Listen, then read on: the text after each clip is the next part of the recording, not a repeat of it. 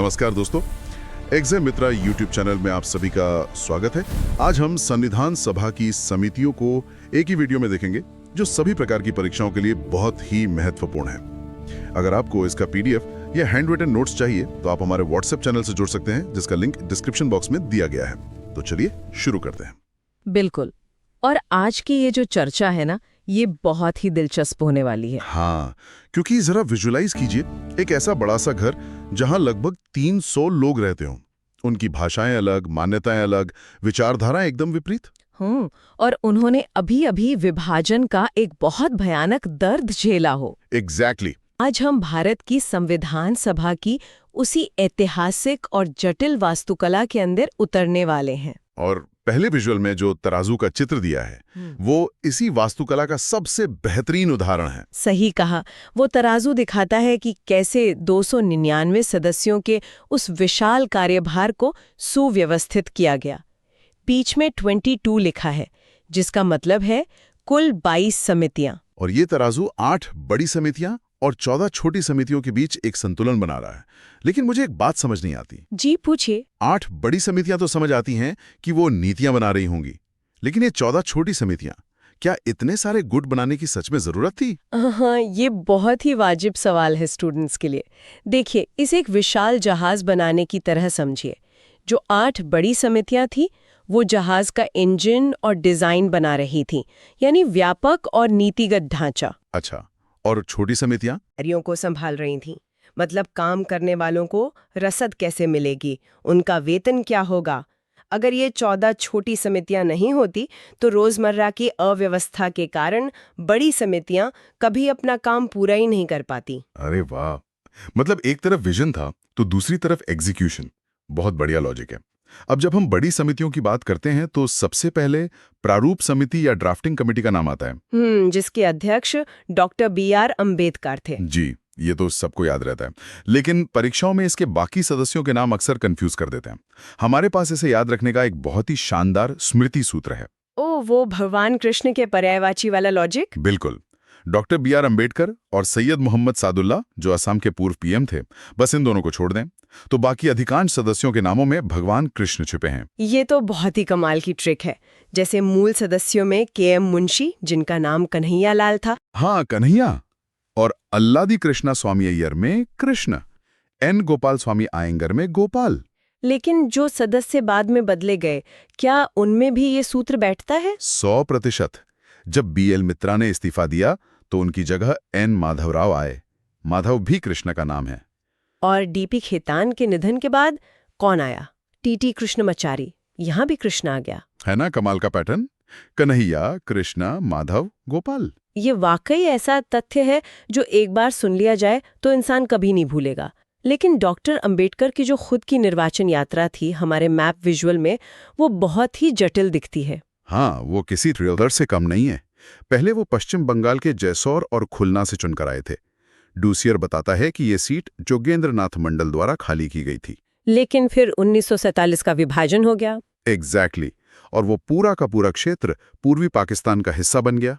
तो इसका मतलब है कि डॉक्टर अंबेडकर तकनीकी रूप से संविधान सभा के सदस्य ही नहीं रहे। ये एक बहुत बड़ा संकट था। बाप रे! फिर उनकी निरंतरता कैसे सुनिश्चित की गई? उन्हें बंबई प्रेसिडेंसी की पूना सीट से लाया गया और इसके लिए MR जयकर से त्यागपत्र दिलवाकर जगह बनाई गई थी। ये दिखाता है कि उस समय के नेता व्यक्तिगत महत्वाकांक्षाओं से ऊपर उठ के सोचते थे। उन्हें पता था कि संविधान के लिए डॉक्टर अंबेडकर कितने जरूरी हैं। बिल्कुल। चलिए अब उस प्रक्रिया पर आते हैं जिसे मसौदा तैयार करना कहते हैं। स्लाइड में एक फनल या छलनी का विजुअल है। हाँ, जैसे फनल में बहुत सारा कच्चा माल डाला जाता है और वो छन के शुद्ध रूप में बाहर आता है। लेकिन इस फनल में सबसे पहला कच्चा माल किसने डाला था? डॉक्टर अंबेडकर ने? नहीं, और यहीं पर स्टूडेंट्स अक्सर गलती करते हैं। पहला प्रयास BN राव द्वारा किया गया था, जो संविधान सभा के संवैधानिक सलाहकार थे। बिल्कुल। उन्होंने 60 देशों का अध्ययन किया और 243 अनुच्छेद और 13 अनुसूचियों वाला एक मसौदा बना दिया। तो फिर प्रारूप समिति की क्या जरूरत पड़ी? क्योंकि BN राव का मसौदा अस्वीकृत कर दिया गया था। वो बहुत ही अकादमिक था। प्रारूप समिति का काम उस कच्चे मसौदे को भारत की वास्तविक परिस्थितियों के अनुकूल बनाना था। और ये काम बंद कमरों में नहीं हुआ। फनल वाले चित्र में हम देखते हैं कि 7,000 से अधिक सुझाव आ रहे हैं। हाँ, जनता से, वकीलों से। 21 फरवरी 1948 को जब पहला प्रारूप आया तो सबने अपनी राय दी। और बीच में 2473 नंबर हाईलाइट हो रहा है। इसका क्या मतलब है? इसका मतलब है कि उन 7,000 सुझावों पर गहन चर्चा हुई और वास्तव में 2,473 संशोधनों को लागू किया गया। 2473 संशोधन, ये आंकड़ा तो होश उड़ा देने वाला है। बिल्कुल। अक्टूबर 1948 में दूसरा प्रारूप आया और फिर 4 नवंबर 1948 को अंतिम प्रारूप।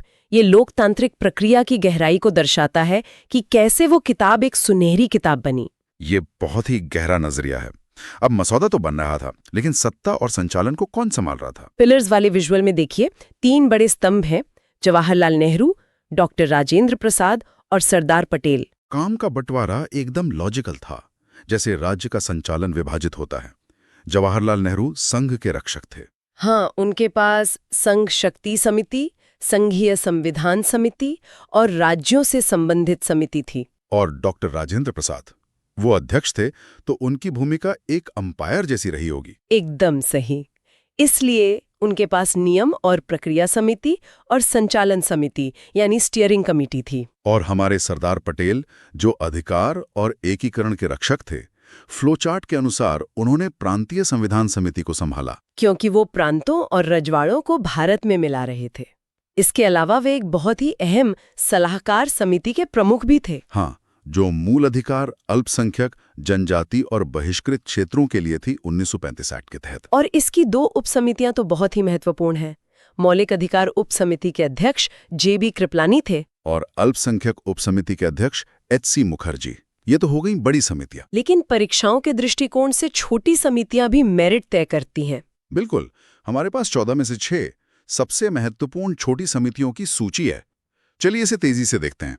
सदन समिति किसके पास थी? सदन समिति B पट्टाभी सीतारमैया के पास थी। और कार्य संबंधी समिति? वो KM मुंशी देख रहे थे। सर्वोच्च न्यायालय और नागरिकता पर समिति S वरदाचारी के पास थी। और एक है संविधान सभा के कार्य। ये समिति GV मावलंकर संभाल रहे थे। भाषाई प्रांत आयोग, ये बहुत विवादित मुद्दा था। इसके प्रमुख SK धर थे। और अंत में वित्त और कर्मचारी समिति, ये डॉक्टर राजेंद्र प्रसाद के पास थे। ये लिस्ट बहुत क्रूशियल है। एकदम सही। चलिए अब इन कानूनी बहसों से निकलकर हमारे राष्ट्रीय ध्वज तिरंगे की बात करते हैं। ये मेरा पसंदीदा हिस्सा है। हाँ, लेकिन क्या छात्रों को पता है कि झंडे के बीच में अशोक चक्र से पहले क्या सुझाव दिया गया था? डोसिया में लिखा है कि चरखे का प्रारंभिक सुझाव लाला हंसराज ने दिया था। बिल्कुल, लेकिन राष्ट्रीय ध्वज तदर्थ समिति, जिसके अध्यक्ष डॉक्टर राजेंद्र प्रसाद थे, उन्होंने इसका अंतिम स्वरूप तय किया। और इसके डिजाइनर पिंगली वेंकैया थे, जो आंध्र प्रदेश के किसान और वैज्ञानिक थे। अनुपात लंबाई चौड़ाई का 3.2 रखा गया और चरखे की जगह अशोक चक्र आया, जिसमें 24 तीलियां हैं, जो निरंतर प्रगति का प्रतीक है। इसे ऐतिहासिक रूप से 22 जुलाई 1947 को स्वीकृति मिली। लेकिन टाइमलाइन विजुअल बताता है कि 1906 से 1947 तक इसकी विकास यात्रा कितनी लंबी रही है। हाँ, 4 मुख्य झंडे रहे हैं।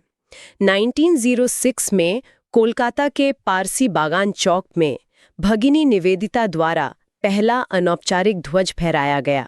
फिर 1907 में मैडम भीकाजी कामा ने पेरिस और जर्मनी में निर्वासित क्रांतिकारियों के साथ झंडा फहराया। और 1921 में विजयवाड़ा में पिंगली वेंकैया ने लाल हरे रंग का ध्वज बनाया था, जिसमें गांधी जी के सुझाव पर सफेद रंग और चरखा जोड़ा गया। और अंततः 1947 में वर्तमान स्वरूप अपनाया गया। बहुत ही शानदार सफर है। अब झंडे की बात चल रही है तो न्यूज में अक्सर एक कंफ्यूजन होता है। ध्वजारोहण और ध्वज फहराने को एक ही मान लिया जाता है। लेकिन दोनों में बहुत बड़ा तकनीकी और ऐतिहासिक अंतर है। विजुअल ब्रेकडाउन से इसे डिकोड करते हैं। ध्वजारोहण या हॉइस्टिंग 15 अगस्त को होता है। इसमें ध्वज को नीचे से रस्सी खींचकर ऊपर ले जाया जाता है और इसका नेतृत्व प्रधानमंत्री करते हैं लाल किले पर। लेकिन यहाँ एक डोसियर फैक्ट है। 15 अगस्त 1947 को पहला ध्वजारोहण लाल किले पर नहीं हुआ था। अरे हाँ, वो तो प्रिंसेस पार्क में हुआ था, बिस्मिल्लाह खां की शहनाई के साथ। क्या बात है। और 26 जनवरी को जो होता है उसे ध्वज फहराना या अनफर्लिंग कहते हैं। क्योंकि ध्वज पहले से ही शीर्ष पर बंधा होता है, केवल रस्सी खींचकर खोला जाता है। और यह कर्तव्य पथ पर राष्ट्रपति द्वारा किया जाता है। इसके साथ गणतंत्र दिवस का आयोजन रक्षा मंत्रालय करता है। ये 26 से 29 जनवरी तक चलता है। और समापन बीटिंग रिट्रीट समारोह से होता है। परेड राष्ट्रपति भवन से इंडिया गेट तक जाती है। और ऐतिहासिक अतिथियों की लिस्ट देखिए।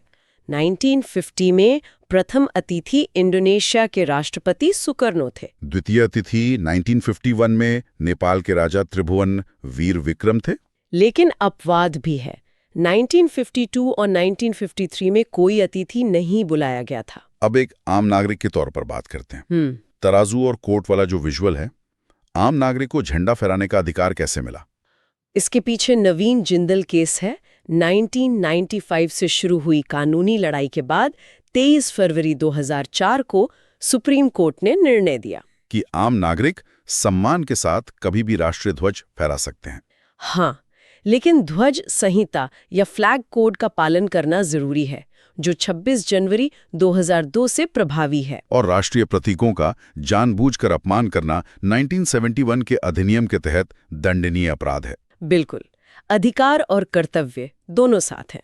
अब हम अंतिम स्लाइड पर आ गए हैं, जहां संविधान की किताब को 4 स्तंभों ने उठाया हुआ है। 17 अक्टूबर 1949 को अनुच्छेद 393 द्वारा इसका नामकरण तय हुआ था। 26 नवंबर 1949 को ये आंशिक रूप से लागू हुआ और 26 जनवरी 1950 को पूर्ण रूप से लागू हो गया।